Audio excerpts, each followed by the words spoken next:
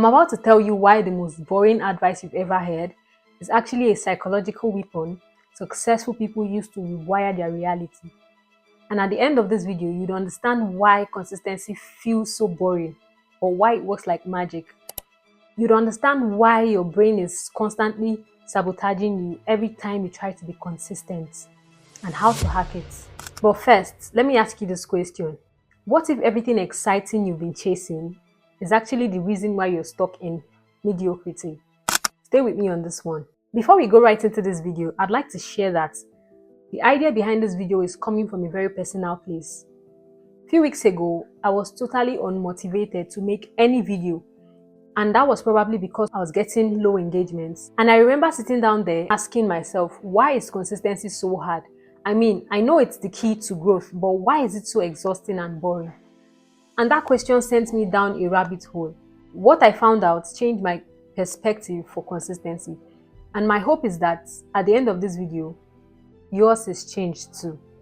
Here's what nobody tells you about consistency. It feels like nothing is happening when everything is happening invisibly.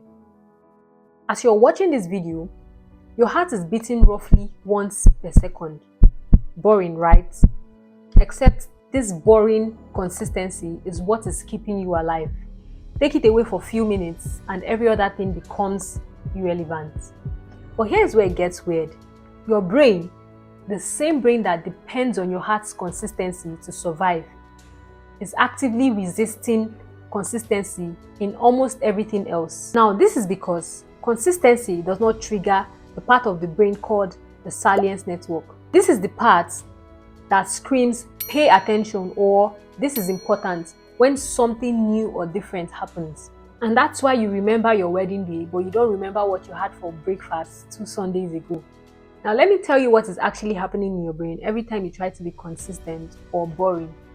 Every time you repeat an action, you're not just doing that action, you are carving neural pathways. It's like you're literally training your brain. At first, it's exhausting, it's hard. It's like cutting through a thick forest or a thick bush with just a machete. But with time, the more you do it, the easier it gets. In a study, scientists looked at the brains of professional musicians, and what they found was truly incredible. When these musicians played, fewer parts of their brains lit up, not more. Now, this means that after so many years of consistent practice, their brains had become so efficient at processing musical information that they could create complex and beautiful music while using less mental energy than it takes you and I to tie our shoes. This is what psychologists call cognitive offloading. Now, it simply means that consistency trains your brain to run certain actions on autopilot. And the more actions your brain runs on autopilot, the more you free up space for more creativity, innovation, and higher level thinking. Now, let me tell you what inconsistency is actually causing your brain, because it's kind of more than what you're thinking.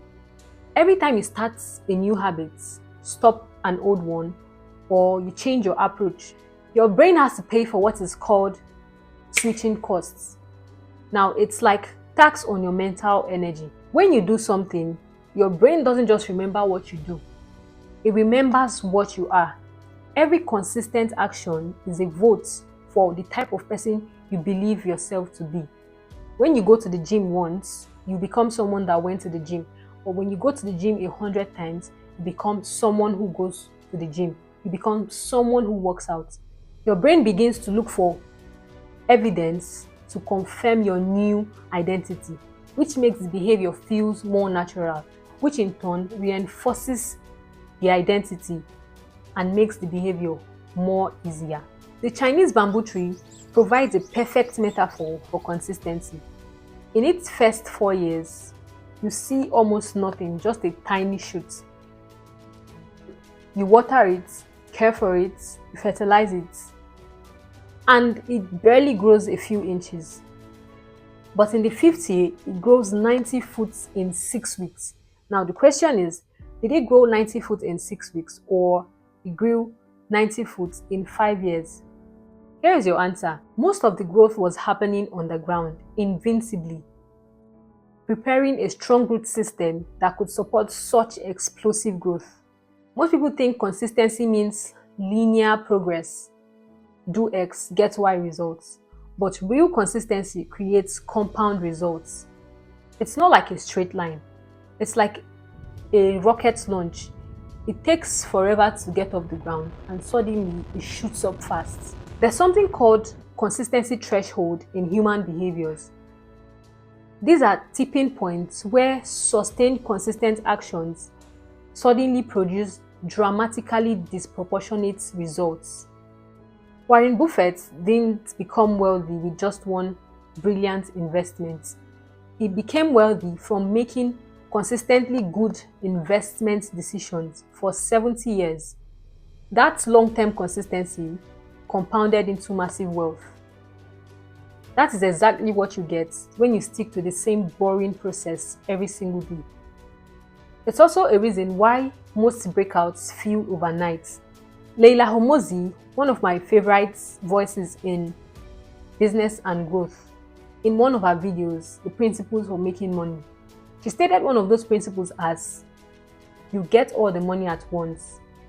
You stay broke for a very long period of time and all the money comes at once. And she went ahead to explain that the difference between her and someone that might not be as successful is that she knows this and is willing to stay consistent till that time.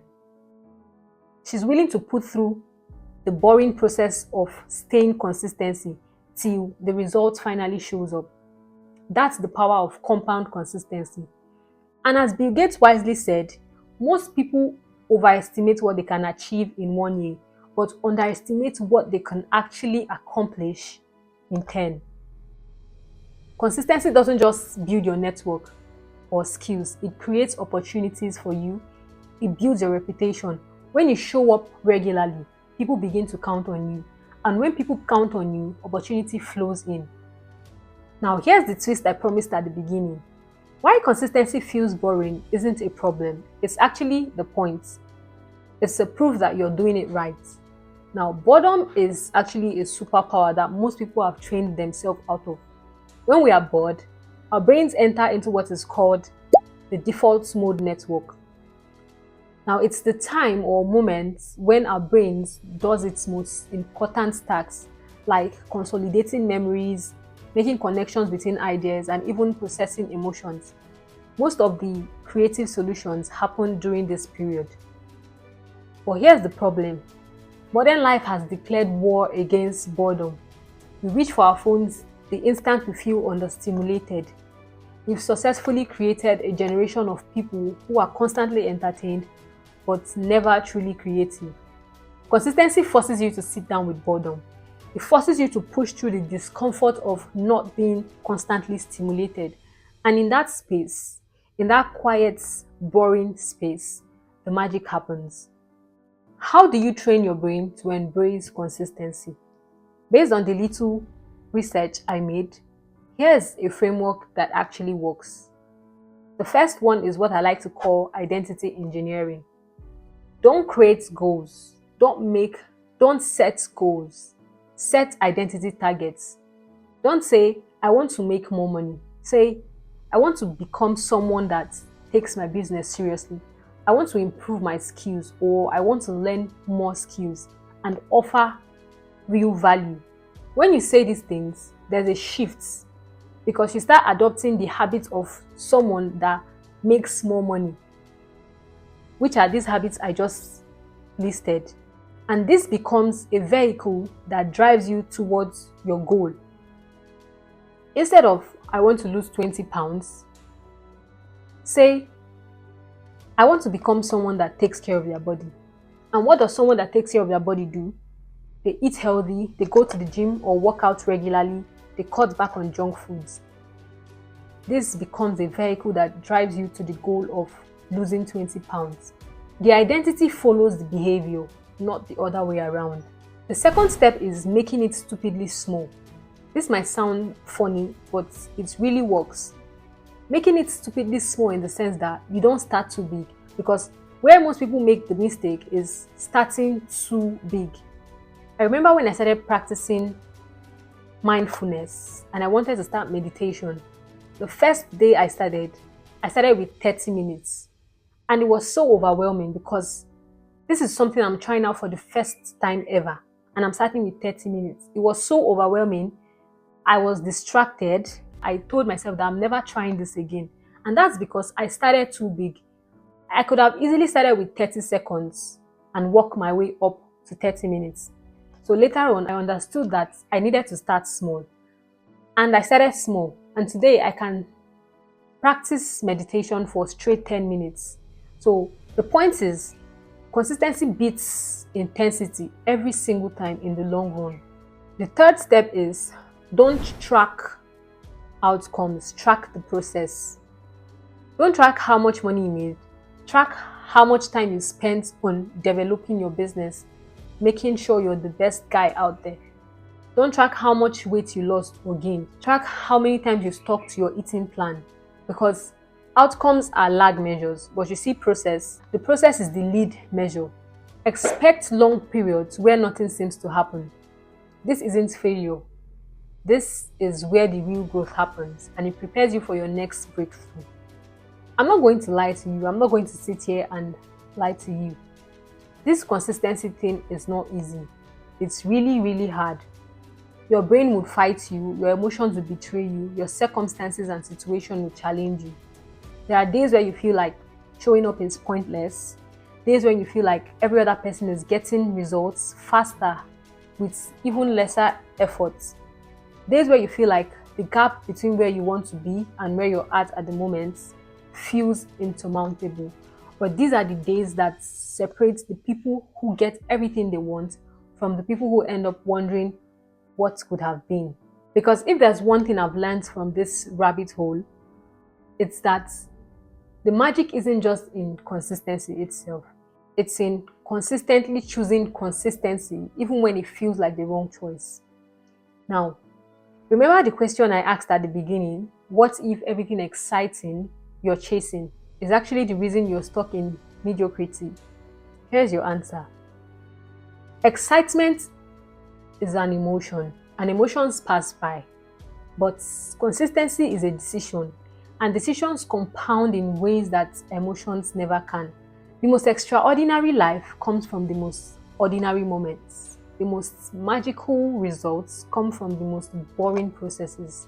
Your heart understood this even before you were born, and it chose consistency over excitement. And it's been keeping you alive ever since. So here's my challenge for you. Look for something to commit to for the next 90 days. Not because it's fun or exciting, but because boring is where the magic happens. For me, I have a list of things I'm going to be consistent with for the next 90 days, and I'm going to share my results, the journey, and everything else in this channel. So thank you so much for watching this video. I hope you left with value, and I hope you see consistency differently. And I hope to see you in my next one. Bye.